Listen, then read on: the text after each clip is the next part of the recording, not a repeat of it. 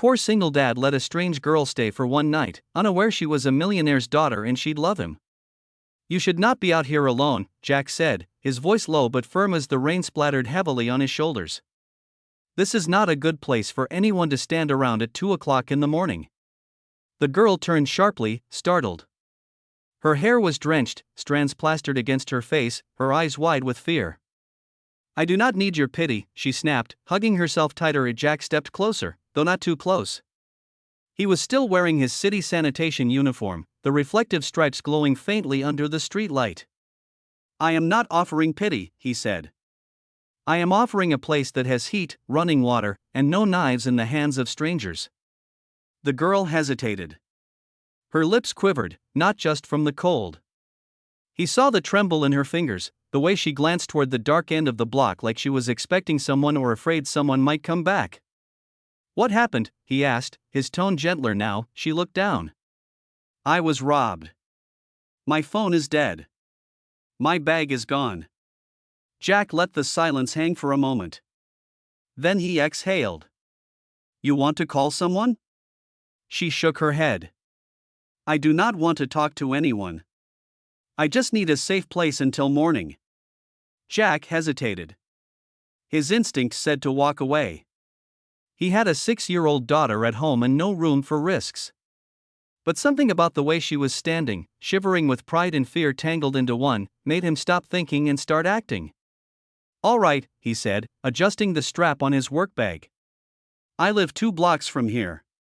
It is not much, but it is warm.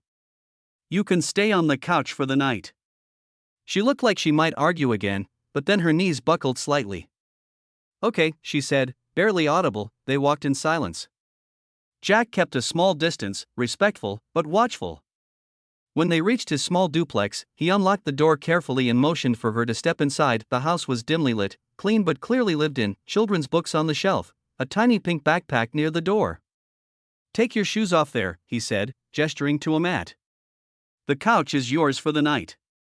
There's an extra blanket in the closet. She nodded without a word, wiping rain from her cheeks with her sleeve. Jack walked to the back of the house into a small room cluttered with boxes. He placed his wallet and keys in a locked drawer, not out of suspicion, just a habit born of survival. Then he returned with a blanket, a clean towel, and a dry sweatshirt. Bathrooms to the right, he said, handing them to her. You can shower if you want. The water takes a minute to get warm. She took the bundle with both hands, her eyes flickering briefly toward his face, confused by his neutrality. Why are you doing this? She asked finally. Jack rubbed the back of his neck. Because you look like you needed help, and I would hope someone would do the same for my daughter if she ever ends up in trouble. The girl seemed to flinch at the word daughter, but said nothing. While she was in the bathroom, Jack scribbled a quick note and placed it beside a steaming mug of water heated in the microwave. Then, as quietly as he could, he disappeared down the hallway into the bedroom he shared with his little girl. Emma emerged from the bathroom 20 minutes later, wrapped in the oversized sweatshirt. The house was silent. On the coffee table next to the sofa sat a folded blanket, the mug of warm water, and the note. If you need to call anyone, the landline is on the wall. Don't hesitate to open the closet for more blankets. Please keep the door closed. My daughter is a light sleeper. She stared at the note for a long moment, her fingers resting lightly on the edge of the cup. The warmth seeped through the ceramic into her skin, and for the first time all night, she felt something she had not in days. Safe, she curled onto the couch, pulled the blanket over her, and listened to the rain soften outside. The man who had taken her in had not asked for her name or offered his. He had not made her feel small or indebted or judged. She did not know who he was, but for now that did not matter. She would sleep, and tomorrow she would figure out what to do next. Good morning. Emma woke to the sound of laughter.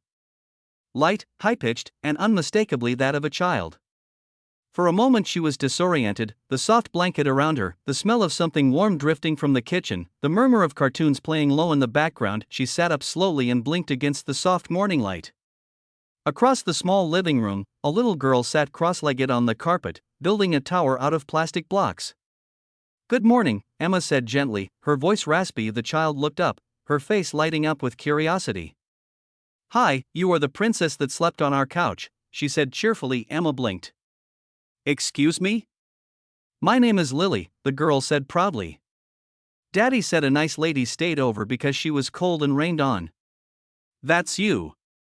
Emma chuckled, her first real smile in days. I guess that is me.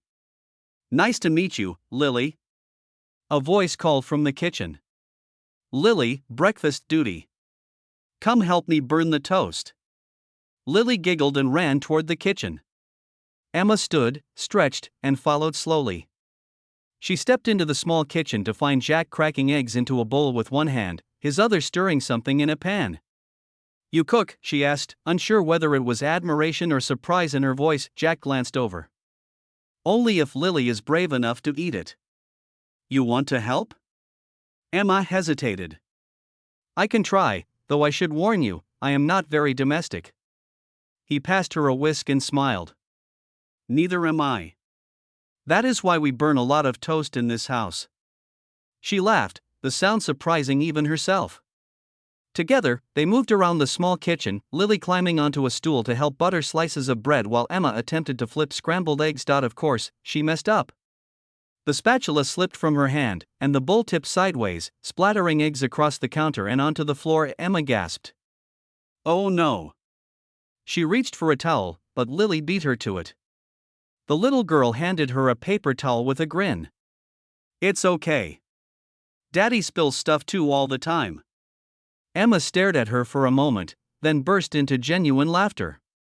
Jack said nothing, just smiled as he quietly scooped the rest of the eggs back into the pan and kept cooking. When they finally sat down for breakfast, Emma looked nervously at the plate in front of Jack.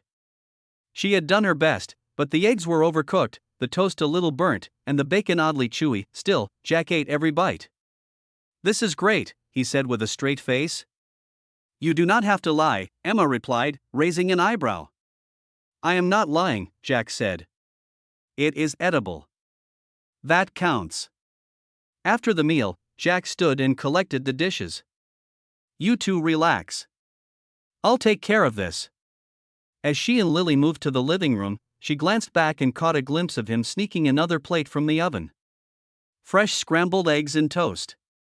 He had cooked something else for Lily just in case. She said nothing. Later that morning, while Emma helped Lily build a Lego house, the little girl leaned in and whispered, the eggs Daddy made after were better.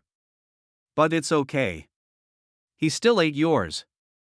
Emma's eyebrows rose. He made more? Lily nodded. But he told me not to tell. Oops.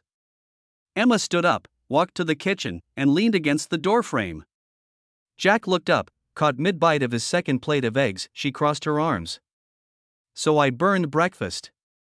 He smiled sheepishly. You cooked breakfast.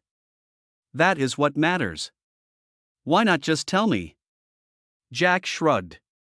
Because the first time doing something is always messy. You just need someone to eat it anyway.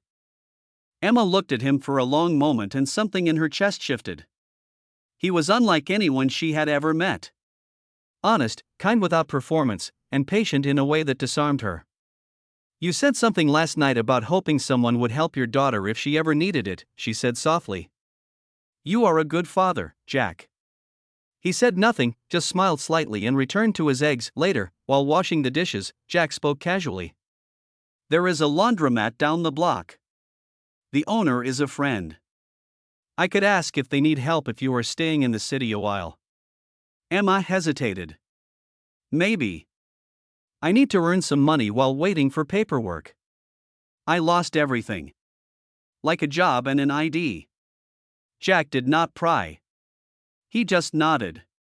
Let me know if you want to check out the laundromat. I'll walk you over. Emma looked at him again. This man had no idea who she really was, and he did not care. He was helping her, not out of obligation, but because it was simply who he was. Laundry. The bell above the laundromat door jingled as Emma stepped inside. The smell of detergent mixed with something sour and metallic hit her all at once. A woman behind the counter barely looked up. You Jack's friend? She asked. Emma nodded. The woman handed her an apron. Clock starts now. And just like that, she was in.by noon. Emma's back was sore. Her hands were red from soap and fabric softener, and 2 customers had already snapped at her. By late afternoon, she stood in the alley behind the mat, slumped against the wall. She considered walking away. When she returned to Jack's house that evening, she said nothing, just dropped her bag, sat on the edge of the couch, and pulled off her shoes, grimacing at the blisters on her heels that Jack noticed, but he did not ask her the next morning. Emma woke up to find a pair of clean white sneakers by the door. Inside one shoe, a small piece of paper was folded neatly. "I figured your feet deserved better. If you're walking away, at least don't walk in pain." She stood there for a long time holding the shoes, and then she put them on. When Jack returned from his night shift, she was in the kitchen already halfway through making toast. "You did not leave," he said. "I almost did," she replied. "But your guilt trip footwear worked." Jack smirked. "They were not meant to guilt you. They were meant to say you have the choice. That's all." Later that week, she complained after folding a seemingly endless mountain of towels. "I have never been this exhausted." Jack looked up. "You are earning something real now." "You mean back pain?" "I mean the freedom of living by your own work. Even if your hands get dirty, it is yours. No one can take that from you." Emma did not respond right away, but those words stayed with her. That Friday, the laundromat took on a large delivery order for a local hotel. They had to wash, dry, and fold over 100 sheets and uniforms by morning. Emma stayed behind to help Jack finish the job. They worked past midnight, the fluorescent lights humming above them. Around 2 a.m., they finally loaded the clean clothes into the back of Jack's old pickup truck. "I cannot feel my fingers," Emma groaned as she climbed into the passenger seat. "You will miss them when they are gone," Jack replied dryly, starting the engine. At one stop, Jack handed Emma a small laundry bag. "Go leave this at the door, house number 15. Emma nodded and stepped out. She placed the bag on the stoop and turned back, but just then a large dog burst from behind the gate, barking and charging toward her.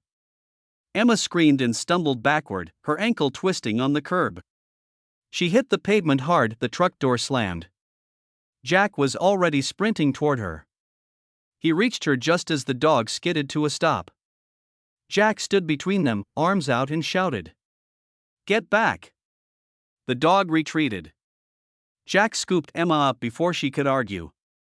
"I told you to wait in the truck," he snapped as he carried her back. He set her down gently inside the cab. "Damn it, Emma," he said, rubbing a hand down his face. "I said to stay put.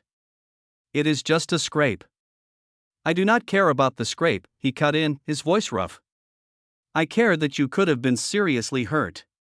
She had never seen him like this. Angry. Truly angry. But beneath it there was something else.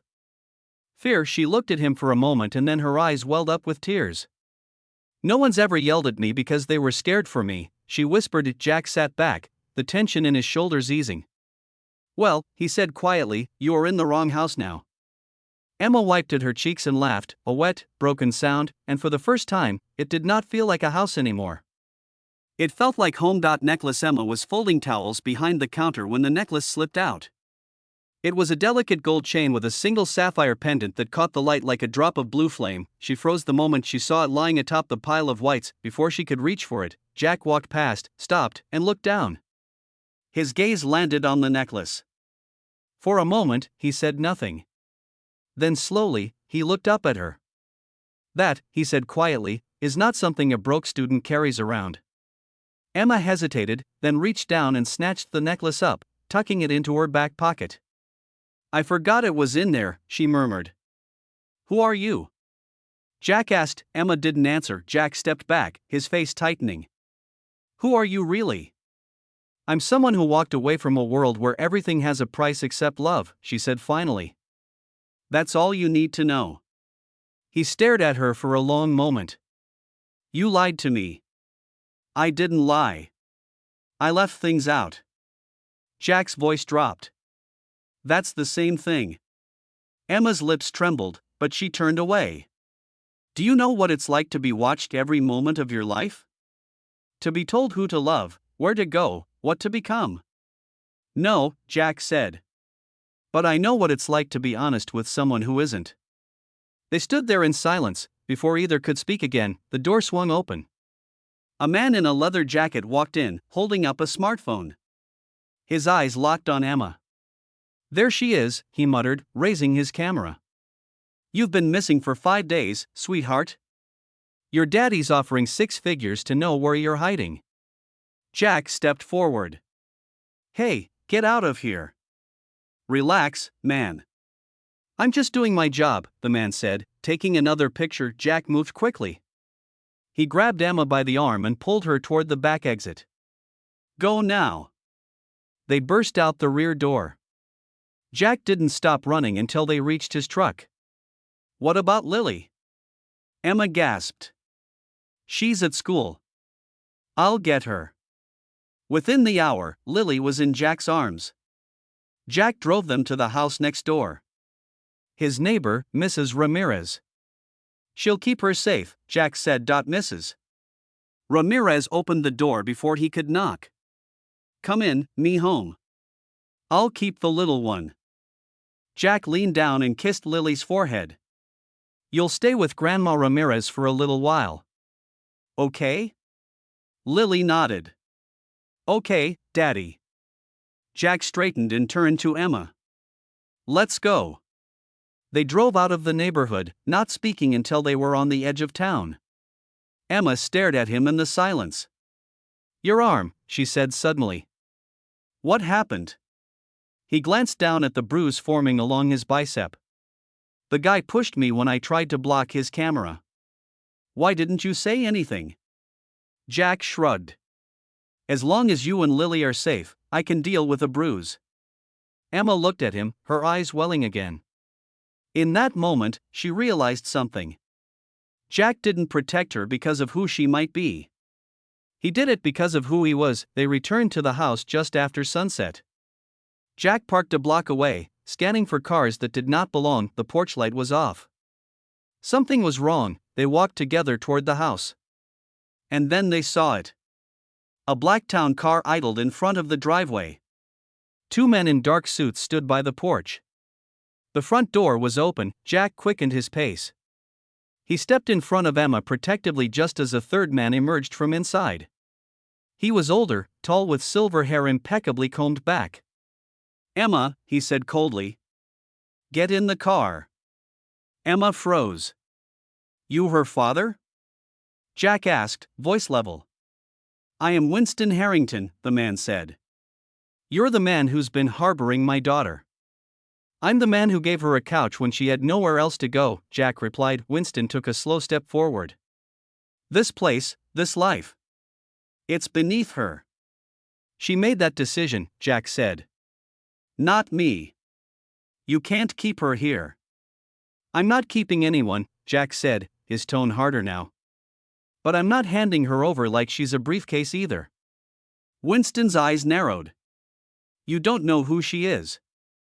"I don't care who she is," Jack shot back. "I know what kind of person she is, and I know she's safe here." Emma stepped between them. "Dad, stop." "You've made your point," Winston said, gesturing to his men. "Now come home." "This is home," she whispered. "No," he said firmly. "This is where you ran to, not where you belong." Jack turned to Emma. "You don't have to go." But she was already looking at the car. Her eyes were wet. "I think I do." "No one's forcing you," Jack said. "Yes, they are," she replied, voice breaking. "Just not with words." He understood. The pressure wasn't physical. It was the weight of a life she tried to escape crashing down again. She stepped back from him slowly. He didn't follow. She turned toward the car. One of the bodyguards opened the door. Emma paused at the edge of the sidewalk, her back still to Jack. "I'm sorry," she said softly, not turning around. He didn't respond. Couldn't the door closed behind her, the sound like a final chapter being shut? Jack stood on the porch as the car drove away. His fists were clenched at his sides. Inside, the house was quiet, empty in a way it hadn't felt in weeks. He just closed the door and turned off the porch light. The days that followed were quieter, too quiet. Jack went through the motions. He clocked into his night shifts, pushed the broom down city blocks, and came home just before sunrise. But something in him had dulled. He hadn't told Lily why Emma was gone, just that sometimes people had to leave. Lily did not ask many questions, but she stopped humming when she played and she began to sleep with the lights on. On the fourth day, she started coughing. At first, Jack brushed it off as a cold, but then came the fever. Then the chills, then the trembling that would not stop. By midnight, she was burning up. Jack carried her in his arms to the truck. Hospital. At the hospital, the fluorescent lights made everything seem harsher. A nurse took Lily into triage while Jack paced behind the front desk. Finally, a woman approached. "We need a $6,000 deposit for admission." Jack pulled out his wallet, knowing it was pointless. He had just over $100 to his name. "Can I pay part now?" he asked. "I'll cover the rest in a few days." The woman hesitated. "Hospital policy is, please," Jack said, voice cracking. "She's 6 years old." He was still arguing when a voice cut through the hallway behind him. "I've got it." He turned. Emma stood there, her coat draped over her arm, her hair damp from the rain outside. She walked past him without waiting for a reaction, and handed the receptionist her card. "Put everything under my name," she said. "Room fees, meds, tests, all of it." An hour later, after the doctors had confirmed it was a viral infection, treatable but needing monitoring, Jack sat beside his daughter's bed, his elbows on his knees, head in his hands. Emma entered quietly. He didn't look up right away. When he did, his voice was low. "You didn't have to do that." She sat in the chair next to him. "I know." He exhaled shakily. "I'm sorry. You shouldn't have been dragged into this." Emma looked at Lily, sleeping with a slight frown on her fevered face. "You didn't drag me in, Jack. I came back." He nodded slowly.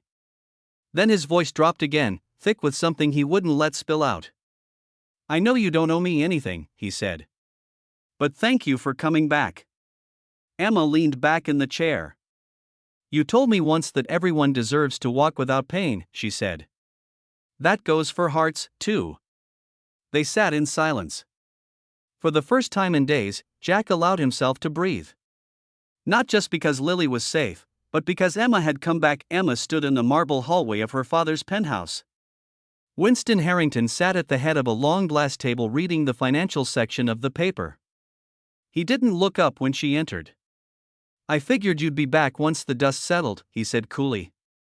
"I didn't come back," Emma replied. "I came to talk." Winston folded the paper. "You're living in denial, Emma, running around playing house with a man who works 3 jobs just to keep the lights on." Emma crossed her arms. "That man saved me." "From what?" He scoffed. "A little discomfort." "You had everything." "I didn't throw it away," Emma said. "I walked away." "There's a difference." Winston rose from his chair. "You gave up everything to hide in a shoebox with a janitor." Emma's voice didn't waver.